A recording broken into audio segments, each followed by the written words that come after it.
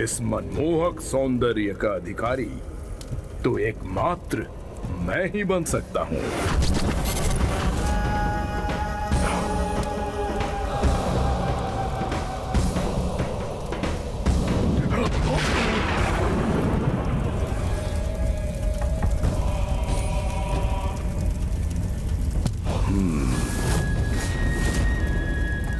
अद्भुत, अत्यंत अद्भुत।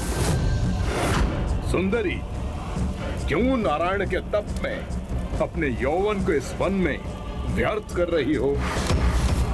शांत करो अपने इस तप की अग्नि को और निकट आकर मुझे त्रिलोक विजेता महाबलशाली लंकाधिपति राक्षस राज रावण को अपना स्पर्श करने दो।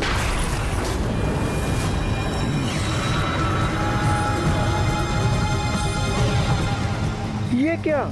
ये तो मात्र खड़ा होकर तप की अग्नि के मंद पड़ने की प्रतीक्षा कर रहा है। किंतु इस प्रकार मेरा प्रयोजन कैसे सिद्ध होगा? मुझे तत्काल कुछ करना ही होगा।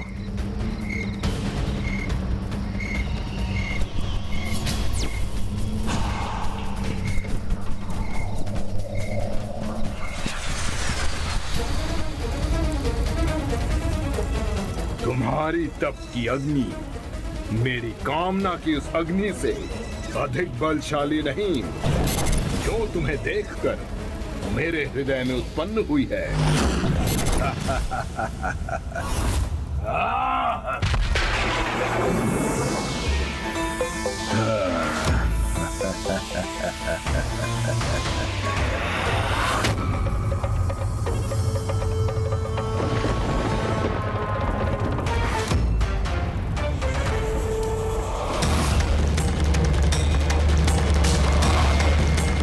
बार बार अनुरोध करने का अभ्यास नहीं है ये रावण को।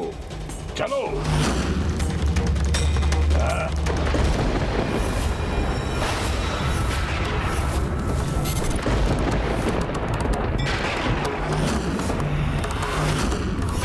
अब तुम्हारा ये व्यर्थ का तप भंग हुआ।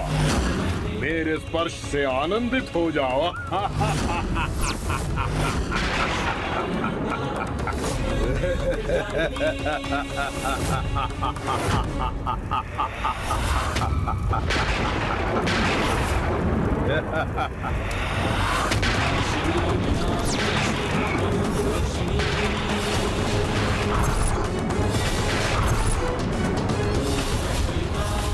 तो साहसी रावण, सर्वप्रथम मेरे तप को भंग किया तुमने, फिर मेरे केश का स्पर्श कर मुझे अपवित्र कर दिया।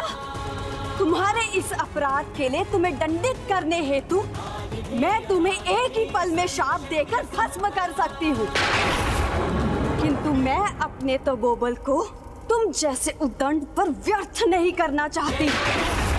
किंतु तुम्हें तुम्हारे दुस्साहस का दंड अवश्य दूंगी मैं। पुनर्जीवन धारण कर तुम्हारे विनाश का कारण बनूंगी। और ये जो काले केश तुम्हारे हाथ में है, यही तुम्हारा काल बनेंगे। नीच अन्यायी रावण!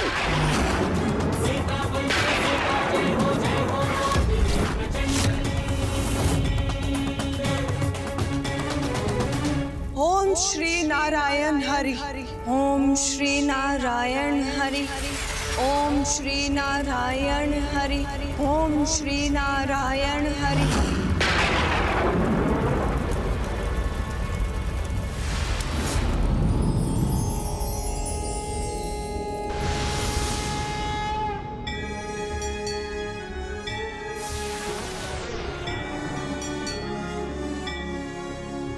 पुनर्जीवन धारण कर तुम्हारे विनाश का कारण बनूंगी। और ये जो काले केश तुम्हारे हाथ में है, यही तुम्हारा काल बनेंगे। नीच अन्यायी रावण! नीच अन्यायी रावण! इस प्रकार देवी वेदवती अपने देह और प्राण दोनों खोने पर विवश हो गई, किंतु रावण को इसका दंड भविष्य में तब प्राप्त होगा जब देवी वेदवती देवी सीता के रूप में पुनः प्रकट होंगी। अर्थात प्रभु, राक्षस राज रावण के भीतर समाहित उन विकारों में अभी भी सुधार नहीं हुआ। उनके कारण माता वेदवती को अपना अस्तित्व ही मिटाना पड़ा। हाँ गणेश जी, किंतु इस घटना में रावण के साथ साथ कामासुर का भी उतना ही दोष है, जिसने स्वयं को देवताओं और दानवों तक ही सीमित नहीं रखा। उसने तो महातपस्वी ऋषि मुनियों को भी प्रभावित करना आरंभ कर दिया है, जिसके कारण माता वेदवती का ही नहीं, राज ऋषि विश्वामित्र जी का भी तप खंडित हुआ। वो तप जो ऋषिवर ब्रह्म ऋषि की उपाधि प्राप्त करने के लिए कर रहे थे। जहां एक और ऋषि वशिष्ठ के समान ब्रह्म ऋषि की उपाधि प्राप्त करने की इच्छा से ऋषि विश्वामित्र अटूट तपस्या में लीन थे, वहीं देवराज इंद्र और अन्य देवताओं के मन में शंका उत्पन्न हुई कि कहीं ऋषिवर को ब्रह्म ऋषि की उपाधि प्राप्त होने पर देवताओं की प्रतिष्ठा कम न हो जाए और किसी कारणवश देवता ऋषिवर के अपार क्रोध के भागी न बन जाएं। इसलिए उन्होंने स्वर्ग की अप्सरा देवी मेनका को उनका तप भंग करने के लिए भेज दिया।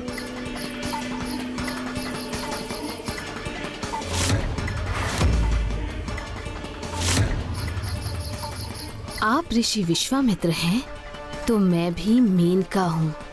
आपका तप तो मैं अवश्य भंग करूंगी। और देवी मेनका के इस प्रयास ने कामासुर को एक और अवसर प्रदान किया।